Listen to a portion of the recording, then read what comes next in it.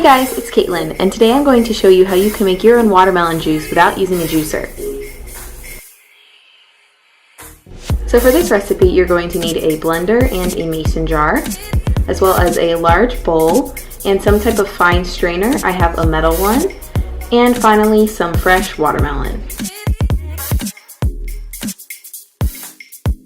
So this is super simple. You're just going to fill your blender up with the fresh watermelon pieces and then attach the lid and blend.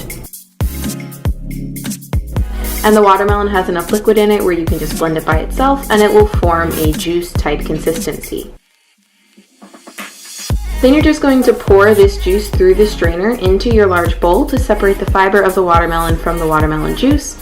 And you're just going to repeat this process until you've used up all of your watermelon. If you have a bigger blender, you could probably do this in one step, but I only have this smaller one, so I have to do it a few times.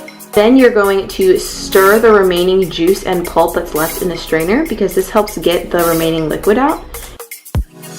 And you'll have to stir for a while, and you may even want to mash the pulp into the strainer to get more juice out. But at the end, you'll just be left with a thick pink mush. That's basically the watermelon fiber and a few seeds. So just throw that out and then open your mason jar and pour the remaining juice in. And this is actually a good recipe to do if you have a bad watermelon, so you don't have to eat the mushy watermelon texture, but you can still make delicious and sweet watermelon juice. Then all you have to do is pop in a straw and you're all set. If you want to get extra fancy, I like adding fresh lime juice to mine, or you could also blend in fresh mint as well. But that's it guys, it's super simple and I hope you try it because it's so delicious. Thanks for watching.